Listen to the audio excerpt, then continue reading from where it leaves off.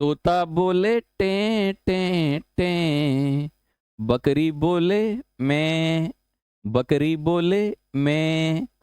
आज मैं बहुत खुश हूँ, इसलिए मैंने आप लोगों को गाना गा के सुनाया। गाना कैसा है कमेंट करके जरूर बताइएगा। खुश क्यों हूँ मैं आप लोगों को बता देता हूँ, क्योंकि मैंने जो एनसीईआरटी क्लास 6 का ज्योग्राफी है उसे पूरा पढ़ा दिया। और आज एनसीईआरटी पॉलिटी क्लास 6 का जो 9वां चैप्टर है और मैं लास्ट चैप्टर पढ़ाने जा रहा हूँ। आज पॉलिटी भी खत्म हो जाएगा, उसके बाद मैं आप लोगों को हिस्ट्री पढ़ाना शुरू करूँगा। तो इससे जो हमारा सीरीज है एनसीईआरटी क्लास 6 का वो कंप्लीट हो जाएगा। उसके बाद मैं 7th 8th शुरू करूँगा। तो चैप्टर का नाम है शहरी क्षेत्र में आजीविका। ये चैप्टर पढ़ने के बाद आपको एक चीज यकीन हो जाएगा कि आपको आईएएस बनना कितना जरूरी है। इसमें बताया गया है कि शहरी जीवन कैसा होता है। सबका जीवन एक जैसा नहीं होता है। तो आइए लेक्चर शुरू करते हैं और समझने का प्रयास करते हैं। बताया जा रहा है कि भारत में 5,000 से ज़्यादा जो हैं शहर हैं और 27 महानगर हैं। चेन्नई, मुंबई, दिल्ली, कोलकाता जैसे प्रत्येक महानगर में 10 लाख से ज़्यादा लोग रहते हैं और काम करते हैं। कहते हैं कि शहर में जिंदगी कभी रुकती नहीं है। चलिए एक शहर में जाकर देखें कि वहाँ लोग क्या काम करते हैं, क्या वे नौकरी करते हैं या अपने रोजगार में लगे हुए हैं, वे अपना जीवन कैसे चलाते हैं, क्या रोजगार कमाई के मौके जो है समान रूप से सभी को मिलते हैं कि नहीं। तो इस चैप्टर में बताया गया है कि शहरी जीवन कैसा होता है, लोगों की आजीविका कैसे चलती है, क्या सभी का जीवन एक जैसा होता है। तो यहाँ पे एक लड़की है, वो शहर में घूमने जाती है। उसी के माध्यम से बताया गया है कि वो अलग अलग जगह पे जाती है, वो अलग अलग चीज़ों को देखती है। तो उसके बारे में इस चैप्टर में वर्णन किया गया है। तो आइए देखते हैं। हेडिंग है शहरों पर काम, सॉरी हाँ, सड़कों पर काम है, सड़कों पर काम। इस पाठ में एक लड़की अपनी मौसेरी बहन के साथ शहर घूमने निकलती है और सड़क पर काम करने वाले लोगों को देखती है। तो यहाँ पे एक लड़की जो है शहर में जब घूमने निकलती है तो देखती है कि लोग सड़कों पर काम कर रहे हैं। इसका मतलब ये हो गया कि शहर में लोग जो है सड़कों पर काम करते हैं। वह बताती है कि सुबह सुबह सड़क पर बहुत चहल पहल रहती है। कोई सब्जी बेच रहा है, तो कोई फूल, तो कोई अखबार। बसें और ऑटो रिक्शा बच्चों को स्कूल ले जा रहे हैं। पेड़ के नीचे जो है एक मोची अपने काम की तैयारी कर रहा है। वहीं एक नाई जो है सड़क के किनारे ग्राहक की दाढ़ी बना रहा है। एक औरत जो है ठेला गाड़ी पर प्लास्टिक की चीजें बेच रही है और एक व्यक्ति जो है साइकिल पर सब्जियां लेकर अपने घर जा रहा है। सड़क के किनारे जो है रिक्शा वाले कतार में यानी लाइन में खड़े होकर सवारी का इंतजार कर रहे हैं। यह दृश्य दिखाता है कि शहर की सड़कें केवल आवागमन का साधन नहीं है, बल्कि अनेक लोगों की आजीविका का मुख्य आधार भी हैं। तो ये जो दृश्य यहाँ पे बताया गया है, इससे हमें समझ में आता है कि जो शहर की सड़कें हैं वो सिर्फ आने जाने के लिए नहीं है, बल्कि बहुत से लोगों की क्या है, आजीविका का साधन भी है। यानी सड़कों पर लोग नौकरी करके अपनी आजीविका चलाते हैं। तो आइए अगले पेज पे देखते हैं। बच्चू माझी की कहानी। यहाँ पे बच्चू माझी एक व्यक्ति हैं, उनकी कहानी यहाँ पे बताई गई है। तो आइए देखते हैं। बच्चू माझी जो हैं बिहार के एक गांव से शहर आते हैं काम की तलाश में। गांव में एक मिस्त्री का काम करते थे, लेकिन काम लगातार इनको गांव में नहीं मिलता था। उनके पास अपनी जमीन भी नहीं थी, इसलिए परिवार की जरूरतों को पूरा करने के लिए क्या करते हैं, शहर आते हैं। शहर आकर उन्होंने क्या किया, एक पुराना रिक्शा खरीदा। उसकी कीमत उन्होंने कैसे चुकाया, किस्तों में चुकाई। वे रोज सुबह बस स्टॉप से रिक्शा चलाना शुरू करते हैं और रात तक काम करते हैं। वे लगभग 6 किलोमीटर के क्षेत्र में रिक्शा चलाते हैं और दूरी के हिसाब से 5 रुपए या 10 रुपए किराया लेते हैं। जब वे बीमार पड़ते हैं तो रिक्शा नहीं चला पाते और उन दिन कोई कमाई नहीं होती है। बच्चू माझी अपने दोस्तों के साथ किराए के कमरे में रहते हैं। उनके दोस्त फैक्ट्री में काम करते हैं। तो यहाँ पे बताया गया है कि एक व्यक्ति है जिनका नाम है बच्चू माझी, वो बिहार के रहने वाले हैं। वहाँ पे उनकी आजीविका नहीं चल पा रही थी, इसलिए वो शहर आते हैं। शहर में आने के बाद उन्होंने एक रिक्शा खरीदा। उसका जो किस्त है उन्होंने क्या किया, उसका जो कीमत है उन्होंने क्या किया, किस्तों में चुकाया। वो रोज सुबह जो है बस स्टॉप पे निकल जाते हैं। उस क्षेत्र में 5 से 6 किलोमीटर के क्षेत्र में वो रात तक अपना रिक्शा चलाते हैं और 5 से 10 रुपए लोगों से किराया चार्ज करते हैं। हम इनके बारे में देखते हैं कि इनका जीवन कैसे संघर्षफुल रहा है। उनकी रोज की कमाई जो है लगभग 80 से 100 रुपए होती है, जिसमें से 50 से 60 रुपए उनका खाने और किराए में खर्च हो जाते हैं, और जो पैसा बचता है वह परिवार के लिए भेज देते हैं। तो अब इनकी कमाई देखो कितनी है, 80 से 100 रुपए है। इनका रोज का कितना खर्चा हो जाता है, तो इनका रोज का खर्चा जो है 50 से 60 रुपए हो जाता है। एक अकेले कमरे में नहीं रहते हैं, अपने दोस्त के साथ एक मिलकर, यानी सभी दोस्त मिलकर एक कमरे में रहते हैं। अब जो पैसा इनका बच जाता है वो अपने परिवार के लिए भेज देते हैं। तो आप देख सकते हैं कि इनका पैसा बच कितना रहा है। और ये क्या करते हैं, साल में 2-3 बार गांव जाकर परिवार से मिलते हैं। उनका परिवार मुख्यतः इन्हीं भेजे पैसों पर निर्भर रहता है। तो यहाँ पे बच्चू माझी का जो परिवार है, ये जो मेहनत करके पैसा भेजते हैं, उन्हीं पैसों पे इनका परिवार क्या है, निर्भर है। लेकिन कभी कभी उनकी पत्नी खेतों में मजदूरी करके थोड़ी बहुत कमाई कर लेती है। अब इनकी पत्नी जो है खेतों में जाती हैं, थोड़ा बहुत मेहनत करके एक्स्ट्रा पैसा कमा लेती हैं। अब वही बात आगे बढ़ाई जा रही है, बताया जा रहा है कि सड़कों पर काम करने वाले लोग, हमने देखा कि बच्चू माझी कैसे रिक्शा चला के अपनी आजीविका चलाते हैं। अब हम देखेंगे सड़कों पर काम करने वाले लोग कैसे अपनी आजीविका चलाते हैं। शहरों में बहुत से लोग ऐसे हैं जो सड़कों पर काम करके अपनी रोजी रोटी कमाते हैं। वे किसी के नौकर नहीं होते हैं। तो बहुत से ऐसे लोग हैं सड़कों पर काम करते हैं, किसी के यहाँ नौकरी नहीं करते हैं, यानी वो किसी के नौकर नहीं है, बल्कि वो क्या कर रहे हैं, स्वरोजगार यानी सेल्फ एम्प्लॉयमेंट में लगे होते हैं, यानी वे खुद ही अपना काम चलाते हैं। तो कुछ ऐसे व्यक्ति होते हैं जो दूसरे के यहाँ नौकरी नहीं करते हैं, खुद अपनी आजीविका चलाने के लिए कुछ छोटा मोटा काम करते हैं। कहाँ पे करते हैं, सड़कों पर करते हैं। वे चीजें बेचते हैं, मरम्मत का काम करते हैं या कोई सेवा देते हैं। उनकी दुकानें अस्थायी होती है, यानी उनकी दुकानें हैं फिक्स नहीं होती है, एक जगह पे नहीं होती है, कभी ठेले पर तो कभी फुटपाथ पर तो या कभी तिरपाल लगाकर, यानी एक थैली बिछा के कहीं पे बैठ जाते हैं। पुलिस उन्हें कभी भी दुकानें हटाने को कह सकती है, क्योंकि उनके पास कोई कानूनी सुरक्षा नहीं होती है। कई जगहों पर तो ठेले वाले को घुसने नहीं दिया जाता है। तो यहाँ पे देख रहे हो जो ठेले वाला होता है, जो फुटपाथ पर यानी रोड के आजू बाजू में दुकानें लगाता है थैली लगा के, ये किसी के यहाँ नौकरी नहीं कर रहा है, ये सेल्फ एम्प्लॉयड है, अपना खुद का काम कर रहा है। लेकिन सरकार इनके लिए कोई नियम नहीं बनाई है, इसलिए पुलिस कभी भी आती है इनको मार के भगा देती है। अक्सर उनके परिवार के सदस्य घर पर सामान तैयार करते हैं, जैसे खाने पीने की चीजें या बेचने का माल छांटना और पैक करना।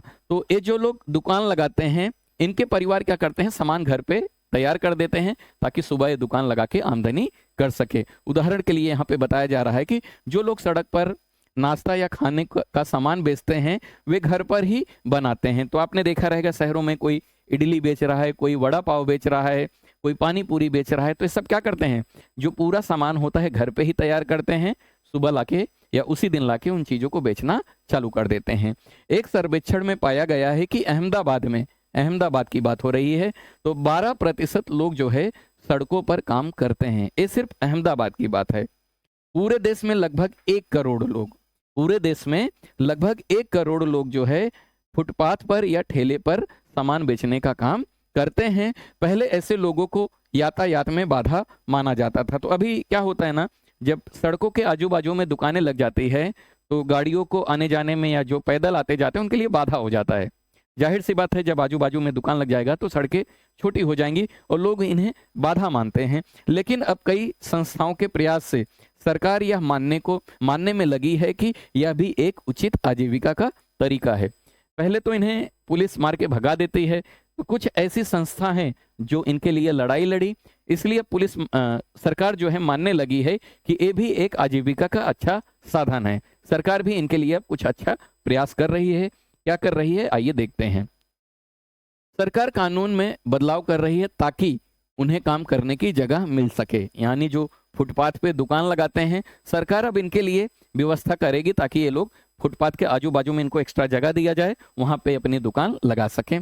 फुटपाथ पर विक्रेताओं के लिए विशेष क्षेत्र तय किए जाएं जहां पे अपना दुकान लगा सकें, और उन्हें उन समितियों में शामिल किया जाए जो इस विषय पर निर्णय लेती हैं। यानी इनके लिए कोई कमेटी नहीं बनाया गया, इसलिए सरकार इनके लिए कोई कमेटी बनाएगी ताकि इनकी जो समस्याएं हैं उनका समाधान किया जा सके। अब हम देखेंगे बाजार में, वही लड़की है अलग अलग जगह पे घूम रही है। अब वो लड़की बाजार में जाएगी तो आप अपने किताब में देखेंगे हरप्रीत और वंदना की कहानी दी गई है ना। मैंने उसका निचोड़ यहाँ पे लिखा है, आप उस कहानी को पढ़ लेना। लिखा है हरप्रीत और वंदना जैसे बहुत से लोग शहरों के बाजारों में अपनी पक्की दुकानें चलाते हैं। तो यहाँ पे वंदना और हरप्रीत हैं, इनका दुकान है, एक का छोटा दुकान है और एक का बड़ा दुकान है, इनका खुद का दुकान है। ये दुकानें छोटी या बड़ी हो सकती हैं और इनमें अलग अलग सामान बेचा जाता है। ये लोग स्वरोजगार यानी सेल्फ एम्प्लॉयड हैं, यानी वे किसी और के लिए नौकरी नहीं करते बल्कि अपना काम खुद करते हैं। तो शहरों में ऐसे बहुत से लोग हैं जो रोड पर या दुकान में काम करते हैं, किसी के यहाँ नौकरी नहीं करते हैं, लोग क्या हैं, सेल्फ एम्प्लॉयड हैं। समझ में आया? आगे देखो, हालांकि वे अपने काम में मदद के लिए सहायक या मैनेजर रख लेते हैं। अगर दुकान थोड़ा बड़ी हो जाती है तो ये लोग किसी हेल्प करने वाले को रख लेते हैं या किसी मैनेजर को दुकान में रख लेते हैं। इन दुकानों को चलाने के लिए नगर निगम से लाइसेंस लेनी पड़ती है। नगर निगम यह भी तय करता है कि बाजार में सप्ताह में किस दिन बंद रहेगा। तो देखो, हर बाजार हफ्ते में एक ना एक दिन बंद होती है, तो नगर निगम तय करेगा कि बाजार किस दिन बंद होगा। ठीक है, उदाहरण के लिए इस बाजार में जो है दुकानें बुधवार को बंद रहती है। इस बाजार में वो लड़की देखती है बैंक है, कुरियर है, सेवाएं जैसे छोटे छोटे उसको दफ्तर दिखाई देते हैं। अब वो लड़की फैक्ट्री में जाएगी। एक लड़की है, शहर में घूम रही है, उसकी कहानी यहाँ पे बताया गया है। अब वो लड़की फैक्ट्री में जाती है तो क्या देखती है, लड़की अपनी बहन के साथ कपड़ों पर जरी का काम करवाने के लिए एक फैक्ट्री जाती है। रास्ते में बहुत भीड़ भाड़ भरी बसों में सफर करती है। अब शहरों में जो यातायात के साधन होते हैं उसमें बहुत भीड़ होती है। जब वो बस में जाती है तो देखती है बहुत भीड़ भाड़ जगह है। वह देखकर सोचती है कि लोग रोज ऐसे कठिन सफर को कैसे कर पाते होंगे या कैसे झेलते होंगे। गांव में अगर आप बसों में घूमोगे तो आपको उतना भीड़ नहीं मिलेगा, लेकिन शहरों में क्या होता है, बहुत ज्यादा भीड़ होता है, लोग दबे रहते हैं। तो लड़की सोचती है कि इतना समस्याएं लोग कैसे झेल पाते हैं शहरों में। फैक्ट्री के पास एक जगह पर बहुत सारे लोग समूह में यानी झुंड में बैठे थे। उन्हें क्या बोला जाता है, लेबर चौक कहा जाता है। तो फैक्ट्री के पास लड़की जाती है, देखती है वहां पे बहुत से लोग झुंड में बैठे होते हैं। उस चौक का नाम क्या है, लेबर चौक है। या दिहाड़ी मजदूर इकट्ठे होते हैं। दिहाड़ी यानी जो रोज काम करने वाले लोग हैं, ऐसे मजदूर आके इस चौक पे इकट्ठा होते हैं। उन्हें काम देने वाले लोग आकर क्या करते हैं, रेट पर सौदा करते हैं, यानी रेट लगाते हैं कि इतने रुपए में चलो मेरे यहाँ आप लोग काम करो। एक चौक है जिसका नाम है लेबर चौक। यहाँ पे बहुत से लेबर यानी मजदूर जो डेली बेसिस पे काम करते हैं आके बैठ जाते हैं। अब उन्हें काम देने वाले लोग आकर उनका रेट लगाते हैं कि आपको एक दिन की कितनी सैलरी मिलेगी। ये मजदूर क्या करते हैं, भवन निर्माण करते हैं, खुदाई करते हैं, सामान ढोने का, ऐसे अलग अलग काम ये लोग करते हैं। लेकिन उन्हें हर दिन काम नहीं मिलता, इसलिए उनकी जिंदगी जो है बहुत ही अनिश्चित होती है। सब वहां पे आके बैठ जाते हैं, सभी को काम नहीं मिलता। जो सस्ते में काम करेगा उसको काम मिल जाएगा, बाकी लोगों को काम नहीं मिलता। फिर वे दोनों फैक्ट्री में पहुंचती हैं। अभी वो लड़की जाती है फैक्ट्री में, अंदर जाकर वे देखती है कि अलग अलग विभाग हैं। फैक्ट्री के अंदर जब लड़की जाती है तो देखती है उस फैक्ट्री के अंदर अलग अलग डिपार्टमेंट है। कहीं कपड़े सिलने का काम हो रहा है तो कहीं जरी और कहीं कढ़ाई का। छोटे छोटे कमरों में बहुत सारे लोग मशीनों पर लगातार काम कर रहे हैं। हर व्यक्ति अपनी मशीन पर एक ही तरह का काम बार बार कर रहा है। तैयार कपड़ों को कमरे के एक कोने में तह कर यानी सुरक्षित ऐसे सेट बाय सेट तह कर रखा गया है। तो लड़की फैक्ट्री में जाती है, देखती है कि अलग अलग डिपार्टमेंट हैं, कुछ मशीनें हैं, उस मशीनों पर लोग एक ही तरह के काम कर रहे हैं और जो काम या जो सामान बन रहा है उसे कोने में सिस्टमेटिक तरीके से रखा जा रहा है। ये फैक्ट्री के अंदर की बात है। उसके बाद निर्मला की कहानी दी गई है। उसी फैक्ट्री में निर्मला है। निर्मला जो है कपड़े का निर्यात यानी एक्सपोर्ट, जब अपना सामान दूसरे देश में बेचा जाता है तो उसे एक्सपोर्ट कहा जाता है, हिंदी में उसे निर्यात कहते हैं। तो निर्मला जो है कपड़े का निर्यात करने वाली एक कंपनी में दर्जी का काम करती हैं। इस फैक्ट्री में विदेशों जैसे अमेरिका, इंग्लैंड, जर्मनी और नीदरलैंड के लोगों के लिए गर्मी के कपड़े सिले जाते हैं। तो यहाँ पे निर्मला जो है एक फैक्ट्री में काम करती है। वो फैक्ट्री जो है कपड़ों का निर्यात करती है यानी एक्सपोर्ट करने का काम करती है। अमेरिका, इंग्लैंड, जर्मनी जैसे देशों को कपड़े बेचती हैं जो गर्मी के दिनों में कपड़े पहने जाते हैं। दिसंबर से अप्रैल तक उसका काम बहुत बढ़ जाता है। वह सुबह 9 बजे से लेके रात 10 बजे तक काम करती है। अब आप देखो बेटा, आप लोग बोलते हो ना हम पढ़ाई नहीं करेंगे, सुबह 9 बजे से लेके रात 10 बजे तक काम करना पड़ता है। जब आप शहरों में जाओगे, आपको इतना काम कराया जाएगा तो आपको अफसोस होगा कि मैंने पढ़ाई क्यों नहीं किया। 13-13 घंटे लोग शहरों में काम करते हैं लगातार बिना छुट्टी लिए। ठीक है, यानी लंबे घंटे तक बिना रुके हुए सिलाई करती है। उसे हफ्ते में 6 दिन काम करना होता है, और जब काम ज्यादा होता है तो रविवार को भी बुला लिया जाता है। इनको संडे को भी छुट्टी नहीं दिया जाता है अगर काम ज्यादा हो जाता है। आपको लगेगा कि मैं पैदा क्यों हुआ हूं, काम करने के लिए, और काम करना मजबूरी हो जाएगा क्योंकि आपके ऊपर आपका परिवार निर्भर है। इसलिए मैं बोलता हूं कि मेहनत करो, है ना।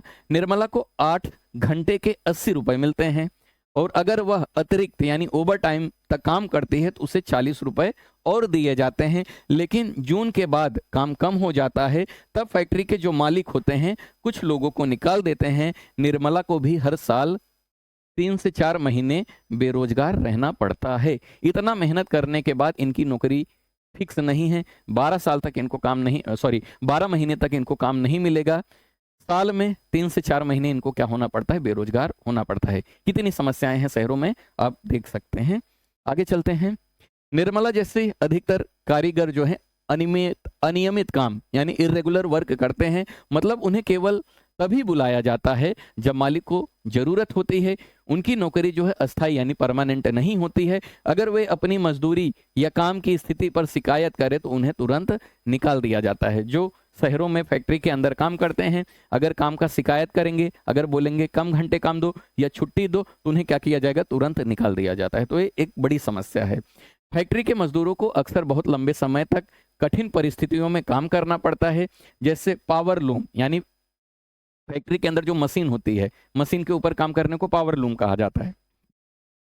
फैक्ट्रियों में मजदूर जो है दिन रात 12-12 घंटे की पालियों में यानी शिफ्ट में काम करते हैं, और उन्हें अतिरिक्त मजदूरी नहीं दी जाती है। शहरों में कुछ लोग फैक्ट्री में काम करते हैं, 12-12 घंटे काम करते हैं, उनको शिफ्ट में बुलाया जाता है। कभी सुबह 6 बजे से लेकर शाम को 6 बजे तक काम कराया जाएगा, तो कभी शाम को 6 बजे से लेकर सुबह 6 बजे तक, ऐसे 12 घंटे का शिफ्ट बनाया जाता है और उनको काम करने के लिए बुलाया जाता है। आपको मैं बोलता हूँ कि 5-6 घंटे यार क्यों नहीं पढ़ाई कर रहे हो, एक दिन ना देखना पड़े इसलिए मेहनत करो, है ना। आगे चलते हैं दफ्तर में। अब वो लड़की दफ्तर में जाती है यानी एक ऑफिस में जाती है। देखते हैं, लड़की अपनी मौसी सुधा से मिलने जाती है जो एक बिस्कुट बनाने वाली कंपनी में विपणन प्रबंधक यानी मार्केटिंग मैनेजर हैं। मौसी ने शाम 5:30 बजे तक अपने दफ्तर में आने को कहा था। रास्ते में वे देखती हैं कि दफ्तरों के बाहर बड़ी बड़ी इमारतें हैं और काम खत्म होने के बाद सैकड़ों लोग बाहर निकल रहे हैं। कोई कारों की तरफ जा रहा है तो कोई बसों की लाइनों में खड़ा है। तो अब कंपनी एक ही है, यहाँ पे 2 तरह के लोग मिलेंगे। एक ही कंपनी 2 तरह, कोई अपने कार से आ रहा है और कोई बस से आ रहा है। तो सबकी जिंदगी एक सी नहीं है, कोई अमीर है कोई गरीब है। मौसी का काम कंपनी की बिक्री यानी सेल से जुड़ा है। वे 50 विक्रेताओं यानी जो सेल्समैन हैं के काम की निगरानी करती हैं। तो यहाँ पे इनकी जो मौसी हैं वो सेल्स डिपार्टमेंट में काम करती हैं। इनके अंदर जो है कुछ सेल्समैन काम करते हैं, लगभग 50 सेल्समैन काम करते हैं। वे विक्रेता जो है शहर के अलग अलग हिस्सों में जाकर दुकानदारों से बिस्कुट के ऑर्डर लेते हैं और उनसे भुगतान वसूलते हैं। अभी ये जो 50 लोग काम करते हैं क्या करते हैं, दुकानों पे जाके ऑर्डर लेते हैं और उनका पैसे का कलेक्शन भी करने का काम करते हैं। काम को व्यवस्थित ढंग से चलाने के लिए मौसी ने क्या किया, पूरे शहर को 6 भागों में बांटा है। तो यहाँ पे शहर में व्यवस्थित ढंग से काम चले इसलिए इस लड़की की जो मौसी है उन्होंने क्या किया, शहर को 6 अलग अलग भागों में बांट दिया है। वे हर हफ्ते एक एक भाग के विक्रेताओं से जाके मिलती हैं, उनकी प्रगति रिपोर्ट यानी प्रोग्रेस लेती हैं कि आपका सेल कितना चल रहा है, कैसे चल रहा है, और उनकी समस्याओं पर चर्चा करते हैं। अगर सेल कम हो रहा है तो उन्हें डांटा भी जाता है या धमकी भी दी जाती है, तुमको निकाल दिया जाएगा। मौसी का काम जो है योजना बनाना, निगरानी रखना और यात्रा करना, इन सब की जिम्मेदारियों से जुड़ा है, इसलिए उन्हें अक्सर रात तक काम करना पड़ता है। तो यहाँ पे मौसी काम तो अच्छा मिला है लेकिन आराम नहीं है ना। उनको लोगों को निगरानी करना है ताकि कंपनी का काम अच्छा चलता रहे। मौसी को नियमित वेतन यानी रेगुलर सैलरी मिलती है और वे कंपनी की अस्थाई, यहाँ पे देख रहे हैं परमानेंट कर्मचारी हैं, इसलिए उनकी नौकरी जो है सुरक्षित है और उन्हें कंपनी की ओर से कुछ अतिरिक्त सुविधाएं भी मिलती है। तो शहरों में 2 तरह के लोग काम करते हैं, एक जो है इरेगुलर यानी जो फिक्स काम नहीं करते, उनका पता नहीं है कि कब उनको कंपनी निकाल देगी, और कुछ ऐसे लोग हैं जिनका क्या है रेगुलर सैलरी मिलती है और कंपनी में परमानेंट हैं। तो ये जो मौसी हैं ये परमानेंट हैं, इनको कंपनी से निकाला नहीं जाएगा। और इसके साथ साथ कंपनी इनको कुछ सुविधाएं देती है। क्या देती है देखते हैं। बुढ़ापे के लिए बचत है ना, उनकी तनख्वाह का एक हिस्सा जो है भविष्य निधि यानी प्रोविडेंट फंड के रूप में सरकार के पास जमा किया जाता है। इस पर ब्याज भी मिलता है। सेवानिवृत्त यानी रिटायरमेंट के बाद उन्हें पैसा मिल जाता है, जिससे बुढ़ापे में जो रहेगा आर्थिक सुरक्षा बनी रहेगी। तो इनका पीएफ कटता है और जब ये रिटायर होंगे तो इनको पीएफ का अच्छा खासा पैसा मिलेगा। इनको छुट्टियां भी मिलती हैं। इतवार यानी रविवार संडे को छुट्टी मिलती है। जो राष्ट्रीय त्यौहार होते हैं उस दिन भी छुट्टी मिलती है। और उसके अलावा बताया जा रहा है कि साल में कंपनी की तरफ से कुछ छुट्टियां दी जाती हैं एक्स्ट्रा। कभी बीमार हो, कभी घूमने जाना है गांव, इसलिए एक्स्ट्रा छुट्टी भी इन्हें मिलती है। उसके बाद चिकित्सा सुविधाएं यानी मेडिकल फैसिलिटी भी मिलती है। कंपनी कर्मचारी और उनके परिवार के लिए, जो काम कर रहा है उनके लिए भी और उनके परिवार के लिए भी इलाज का खर्चा कुछ सीमा तक जो है, जैसे 3 लाख 4 लाख 5 लाख तक खर्चा जो है कंपनी उठाती है। अगर कर्मचारी बीमार पड़ जाए तो उसे बीमारी की छुट्टी भी मिलती है, जिसे सिक लीव कहा जाता है। ऐसे कर्मचारी दफ्तरों, फैक्ट्रियों, सरकारी विभागों में काम करते हैं जहां उन्हें नियमित और अस्थायी रोजगार मिलता है। तो यहाँ पे हम शहरों में देखें, कोई सड़कों पे काम कर रहा है, कोई दुकानों में काम कर रहा है, कोई फैक्ट्री में काम कर रहा है। किसी की नौकरी परमानेंट है, किसी की नौकरी परमानेंट नहीं है। उनका काम तय होता है कि उन्हें हर महीने एक निश्चित तनख्वाह मिलती है। तो जो दफ्तरों में, फैक्ट्रियों में या सरकारी विभागों में परमानेंट काम कर रहे हैं उनका तो काम भी फिक्स होता है और उन्हें हर महीने एक फिक्स सैलरी भी मिल जाती है। अगर फैक्ट्री में काम कम भी हो जाए तो उन्हें निकाला नहीं जाता है, जबकि अनियमित मजदूरों को कभी भी काम से हटा दिया जाता है। तो शहर में 2 तरह के लोग काम करते हैं, जिनका जॉब परमानेंट है, फिक्स है, और कुछ लोग ऐसे हैं जिनका काम फिक्स नहीं है। दिन के अंत में जब लड़की अपनी मौसी के साथ कार में बैठकर घर लौटती है तो वह सोचती है कि शहर में लोग तरह तरह के काम करते हैं, कोई दफ्तर में, कोई फैक्ट्री में, तो कोई सड़क पे। वे एक दूसरे को शायद जानते नहीं, लेकिन सबका काम मिलकर शहर के जीवन को बनाए रखता है। तो देख रहे हो सबका जीवन कैसे एक दूसरे से जुड़ा हुआ है। तो इससे हम सीख सकते हैं कि शहर या गांव दोनों का जीवन टफ होता है। इसलिए आपको एक नौकरी लेना है और अच्छी नौकरी लेना है, जिससे आपकी स्थिति और आपके परिवार की स्थिति बदल जाए। वीडियो कैसा लगा कमेंट करके जरूर बताइएगा, और अगर अभी तक इस चैनल को आपने सब्सक्राइब नहीं किया तो कर लेना। वीडियो देखने के लिए धन्यवाद।